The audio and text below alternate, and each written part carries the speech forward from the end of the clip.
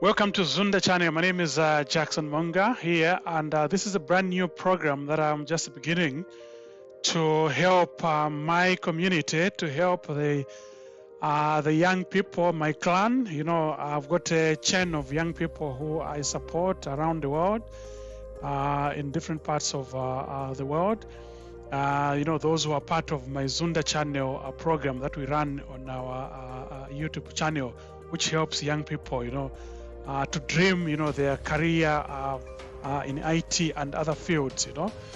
So this brand new program will actually focus on helping, you know, people or the community in general who wants to get to themselves positions in cybersecurity, because you know that cybersecurity is actually the main thing at this time. You know, because there's a lot of increase in cybersecurity attacks. So I thought it's very wise of me to do at least my contribution to society, and I've been given, you know, my share of, you know, benefits from my career as an IT person, as an IT engineer, as a, you know, a cybersecurity consultant. So therefore, I've decided to give a little bit of a help to the community and also to the young people that I support, you know, trying to get a roles in cybersecurity. So I'm going to focus on specifically on how the, you know, people can get, you know, can get around the interview questions when they're called, you know, in the interview room to go and attend their interview on cybersecurity. So I'll run about 5 questions in this session. And, you know, next time again, when I have an opportunity to do so, I'm going to run another 5 questions, you know, and answers as well that will benefit you when you go to answer those questions. And this program is supported by my own business, which is Hagai Cybersecurity Consultants. And it's an organization that is actually focusing on you know, creating strategies for businesses, creating cybersecurity strategies for businesses, and also managing, you know, their vulnerabilities, and also managing their SIM systems, you know, and advising, you know, organizations, you know, how they can easily, you know, implement some of these cybersecurity tools in order to secure their organizations. So my business is involved in all these, you know, we help the public sector, we help the private sector organization as well. My first question I'm going to ask, which you are likely to be asked, you know, is if they ask you in an interview a question like, can you explain what a risk is, what a vulnerability is, and what a threat is? So I would advise, you know, a good way actually to start, you know, to start this answer is you know, by you know, explaining what a vulnerability is and what a threat is, and then a risk. You know, so you know, you can actually back up this with an easy to understand example, like a vulnerability in the protection efforts of a system, you know. So a threat is an attacker who exploits the weakness in that system, in that, you know, vulnerable system. Whereas actually a risk is the measure of potential loss when the vulnerability is exploited by threat. You know, for example, in the Linux distros or the Linux operating systems, you may find that most of the times when they come, you know, they have, you know, their own default, you know, credentials, you know, like the root, you know, as the admin, you know, a username, and they also root still as actually password. So it's very advisable that you need to change them straight away when they come. And this also happens to the servers, happens to the routers, happens to the switches, you know, when you are configuring for the first time. So you need to secure, you know, by securing, you are reducing, you know, the vulnerability, and then also you are reducing, you know, the potential chances of if a threat, was to come closer to your asset, they may actually, they may fail to get through.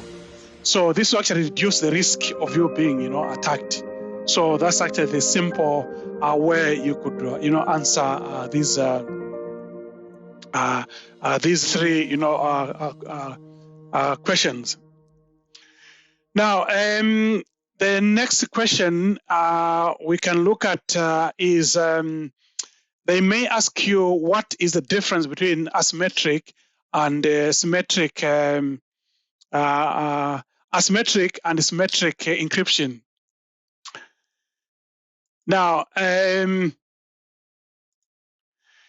this one, you also need to keep the answer simple, as the topic is really vast, So you do go by saying symmetric encryption uses the same key for both, encryption and decryption, while asymmetric encryption uses the key, the different keys of the encryption and decryption. Symmetric is usually much faster, when you are using it, but the key needs to be transferred over an encrypted channel. So asymmetric, on the other hand, is more secure but slow, Hence, a hybrid approach, is actually more favorable or more preferable in each setup, So setting up a channel using asymmetric encryption and then sending, the data using symmetric process. So you could actually go through to answer this question just the way I've given it here. Now, the other question, the third question, which you are likely to be asked in an interview, is what is an IPS and what's an IDS? So IDS, or let me start first of all with IPS. IPS is actually an intrusion prevention, system that detects, when people or when an attacker is hovering or is trying actually to attack your organization assets. So the best part of IPS, it actually detects, based on the signatures that have been defined in your organization's firewall system or in your organization's IPS system. It will detect and then stop,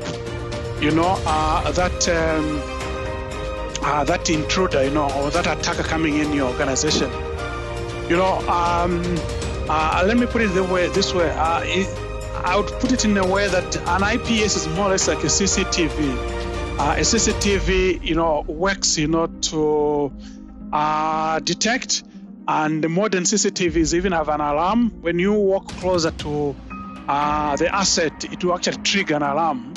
It will set off an alarm that will, trigger and actually, see what's going on, alert, the administrator of that equipment, to see what's going on. Whereas, an IDS, stays inside an organization, and it only detects an organization. It only detects after, somebody has moved in already in an organization. The danger with the IDS is that, it may be too late if an attacker manages to come through your IPS. And it goes through straight to in your building or in your asset in this way, in your server. By the time you know that there's an attacker, he may actually have a gun and probably may even shoot you. So that's why it's very important to have both of them. But having both of them means that you need to update your RBS, what we call the rate-based signatures, on your IPS. Because, attackers actually, they move at a very, very fast rate, in modern times, because they're using what we call the artificial intelligence design, and they design these scripts, or these new signatures that are not known to your IDS or IPS. So in case it misses, your IPS, and gets in your business, or in your assets, then you are in trouble. So that's why it's very, very important to update both of them at the same time to the latest signatures, so that you're able to detect when there's an intruder or when an intruder is actually trying to come to your organization. So that's why it's very, very important, to have this difference to understand them, in your organization as a potential person who is likely to be hired by this interview panel. Now let's go to question number 4, which is they might likely actually to ask you also a question about what we call the Crosssite scripting. So they ask you a question like, what is XSS, and how you mitigate it. So Crosssite scripting is a JavaScript vulnerability, in a web application.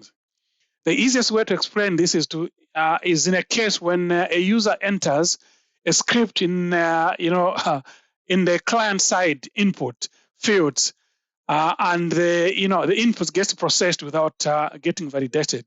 So that's why Java is very important to have a valid Java actually running on your machine, and make sure that it's also updated.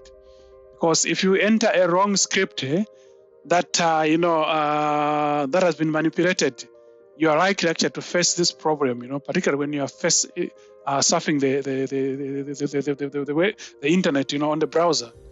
So this leads to untrusted data getting saved and executed on the client side of the machine. So it's very, very important actually to have your Java updated all the time. So countermeasures of XSS are input validation. You need to have an input validation. Implementing what we call a CSP or content policy, on your network or on your devices. Okay, so I hope this also helps to understand. Basically, all you need to know is you need to understand what XSS is. Cross-site scripting. It's very, very important question to understand, how it works and how you can mitigate it, They might ask you this question. It's very important to give a short and precise answer, to this type of question. Right, so last one, which is question number 5, you are likely to be asked when you get to that interview. They may ask you, what's the difference between encryption and hashing? Right, so you also need to keep the answer short here and straight, So you can give probably about maybe 2 points, like encryption is reversible, whereas hashing is reversible, So hashing can be cracked using rainbow tables and collision attacks, but is not reversible, And then point number 2 we can put here across is encryption ensures confidentiality, whereas hashing ensures integrity. So it's very important to understand the difference between hashing and encryption. So you need to have these questions, and answers, ready, in your head as you prepare for that interview. Good luck, guys. Wish you the best as you attend the interview in your cybersecurity positions. Thank you very much. Bye-bye for now.